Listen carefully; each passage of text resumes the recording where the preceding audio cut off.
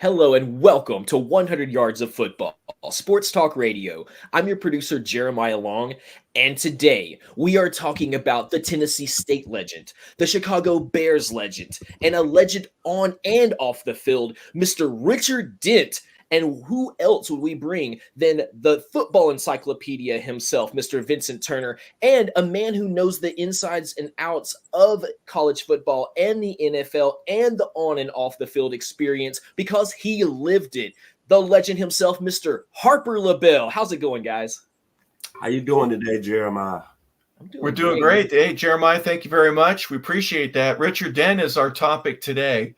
What a outstanding football player, a guy that grew up in the Atlanta area, ends up going to Tennessee, which, Vincent, I have to forewarn you folks, if you have anything to do with Tennessee in any way, shape, or form, Rocky Top, you'll always be. Vincent will love you forever. And Vincent, today we get to talk about one of the great Chicago Bears, a part of that 4-6 Bear defense, and one of the mainstays of the dynasty that they had there in the middle of the 80s. We get to talk about Richard Dent. Harper, in any show I do, anything related to the state of Tennessee, you know I get excited. So no disrespect to you. Let me correct you. Not Richard Dent of Tennessee, because people are going to call me today. Richard Dent of Tennessee State, the 615 in Nashville, Tennessee. Outstanding football player.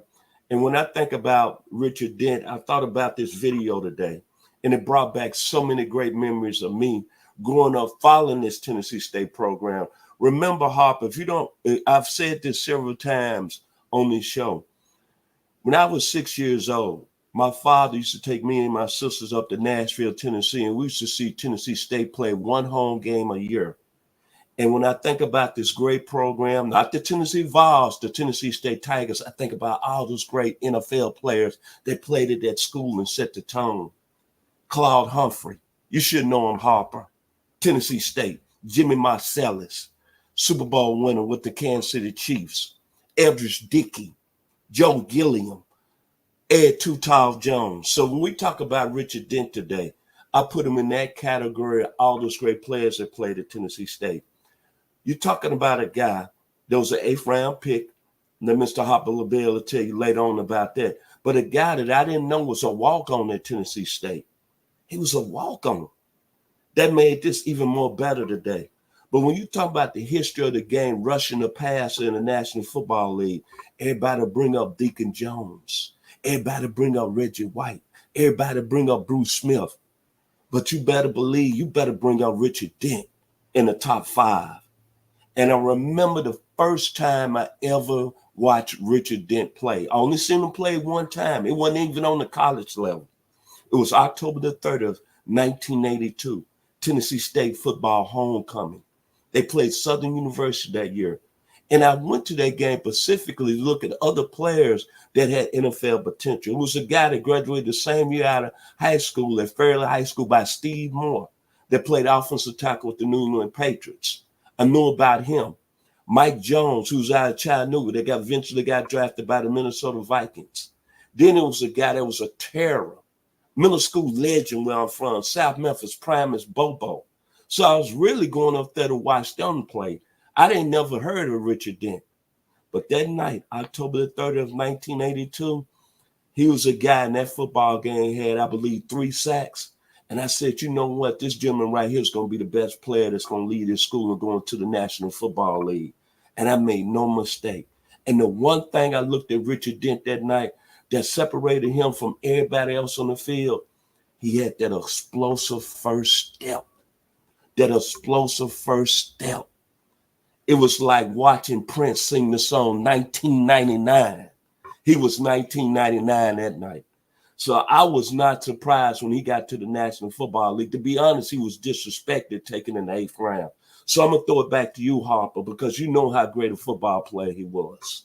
Yeah, well, I know he had some issues keeping weight, and I can only imagine his first couple of years at Tennessee State coming from high school that he was this gangly, skinny kid, but he grew up pretty quickly, and he had a great first step, as you could say. And what I think he was able to develop there is that speed move that he needed, but also the bull rush. When he gets to the Bears, and he's drafted in 1983. In 82, they drafted some quarterback that we've talked about a little bit, Jim McMahon. So the Bears were turning into a really, really good football team. By 84, they were going to be in the NFL championship game. They'd lose to the 49ers that year, but everything from then on out was legendary in terms of the success that the Chicago Bears had with Mike Ditka, and Buddy Ryan was his defensive coordinator. But when he gets drafted, the Bears said, "Hey, kid, you're 6'5", you're about 250. We need you to get up to about 280. We want you to get bigger. So we want you to work on that." And a week would go by. They go, "Put him on the scale. What's going on? You're still 250. What are you doing? You got to eat more." And he said, "Okay, I'll work on it." They finally started watching him, and they realized that he wasn't eating enough. And they asked him, "What's going on?" "Richard, we've been asking you for a couple of weeks, a couple of months, and you're still about 250, 255. We need you much heavier. We see you being a defensive end and a type of guy that needs to go against these big tackles. That's where we want to put you." Richard had a dental issue. He had a bad tooth, and he couldn't eat. It hurt so much to eat that he refused to do so more than just what he needed to survive. So they take him to a dentist, and the dentist is able to work on him, and they cap a tooth, they fill a filling. Richard didn't have all the accommodations in college that some players would, and he didn't want to mention it. He was embarrassed about it. He shouldn't have been. He would have had it taken care of a lot earlier.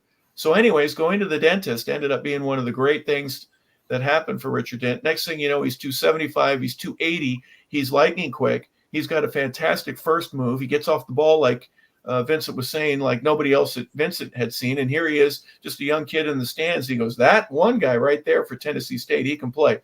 Well, guess what? Everybody in the Chicago Bears noticed that too. Let me show you something real quick, folks. The reason that the Bears were what they were is their defense. If you can see this right here, this is just a basic offensive front, an I formation like what the Rams ran in the championship game. Let me show you what a Bear defense is. You've heard about it. Reason they called it a 4-6 is because Vincent was 46. He changed his number to 45, but here is the difference. I put right on the, let me go right over here. This is where Richard Dent was. He wore number 95, your defensive end. You've got a over the guard in the center, and the other guard, you got Hampton, you got Perry, you got McMichael, you've got Otis Taylor over here on this side. You've got Wilbur Marshall. Unbelievable. Then this guy, number 50, Michael Singletary, right in the middle. Who are you going to block? You've got 8 guys at the line of scrimmage for the Bears, 8 in the box. Your corners, right here's one, and then over on this side, here's the other. They had to play man-to-man coverage. The only time that the Bears lose in that 85 season is against the Miami Dolphins. And Miami figured, if we can get the ball out in less than 2 seconds, we got a chance. We got Mark Duper, Mark Clayton on the outside. We think they can beat the coverage. We either go deep or we run little fast in routes, post routes, slants, try to get isolated guys free and open. Otherwise, we're going to get demolished. Every other team that year did. But Richard Dent, with 137 and a half sacks in his career, and he had 38 of them in a 2-year period. 38 sacks. Every other game, he's just knocking somebody down. We have a picture of him sacking Steve DeBerg. He was a difference maker. Usually people say, well, the sum of the parts is usually better than the whole. Richard Dent was one of those guys that was a difference maker. He was so good on the outside of being able to beat a tackle with his speed and with his power that you had to get the ball out early. And if you didn't, you had McMichael, you had Hampton in the middle. His rookie year in 85, you had the Fridge. He would rush as well, but their run defense was absolutely outstanding. Vincent, I could go on all day talking about how good the Bears were, but what were your impressions when you first saw them in the pros? When I first saw him, and I'm going to say this, that was excellent information and want to get you up out of your seat. Outstanding presentation, Mr. Harper LaBelle, this morning on 100 Yards of Football. When I saw Richard Dent, I think about the 84 season. That year, the Bears came close. Remember, they lost in the NFC Championship game with the 49ers. coming back the next year, I always have this saying on 100 yards of football. What makes football players special, if we can talk about them after their career, as how they play in big games. See, special players play big in big time games. That's what the legends are remembered. Tom Brady, Jerry Rice, Deion Sanders. It's not all what they do, I want to say, on the field during the regular season. But when I say that money is on the line, that's when the players come to play. If I don't remember nothing about Richard Dent today, and of course I'm proud of him because he played at Tennessee State, and the state I'm from, Tennessee, was that he always played big in the playoffs. That 85 season in the playoffs, he had 6 sacks. And you just mentioned the greatest defense, that 46. Remember, they shut out 2 teams that year, the New York Giants and the Rams, getting to the Super Bowl. And then they only allowed 10 points against the New England Patriots. Well, in that run, Mr. Dent had 6 sacks. But I'm going to go to the NFC Championship game against the Rams. 6 tackles, 1 forced fumble, 1 pass deflection, 3 tackles for loss. And then he came back and became the Super Bowl MVP. Tennessee State in the house, the 615, the 901, being represented at the highest level. And in that game, he had 1.5 sacks, 3 forced fumbles. And all I can say is Richard Dent, big-time players playing big-time games. And that's why today, Mr. Dent, I'm going to put respect on your name as one of the 5 best pass rushers that played this game. Back to you, Mr. LaBelle. Yeah, that championship game, I'm a Ram fan growing up in Los Angeles, and I'm watching this thing, and it was cold watching.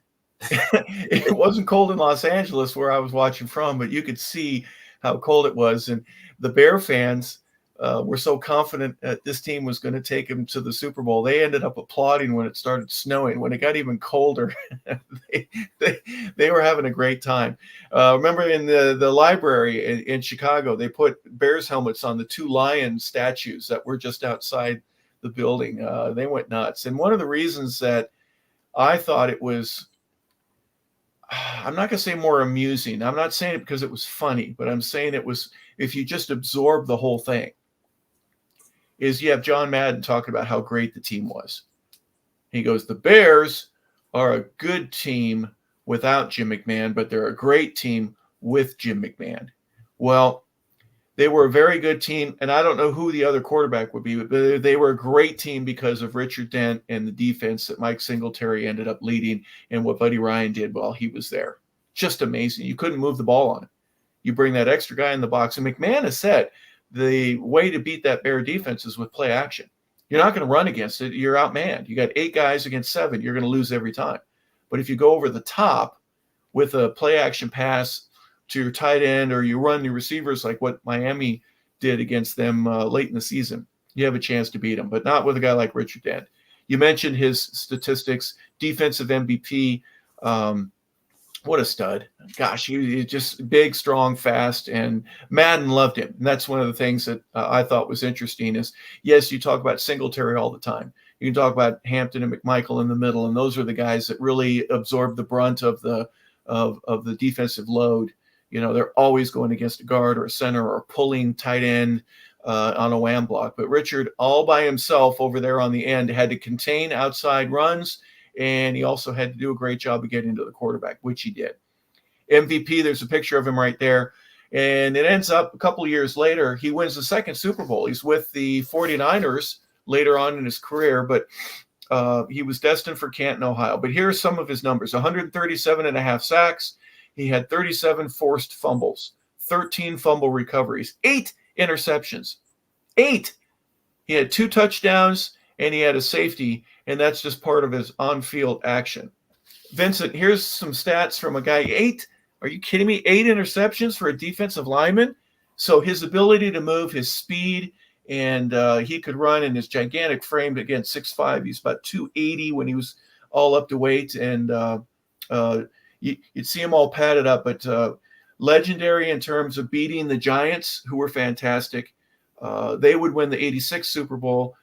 You got the end of the era of the Redskins. They had won in 80 and 83, And then you look at some of the other teams that were part of it. They ended up beating the Rams, but nobody could beat the Bears when they were at their best in '85.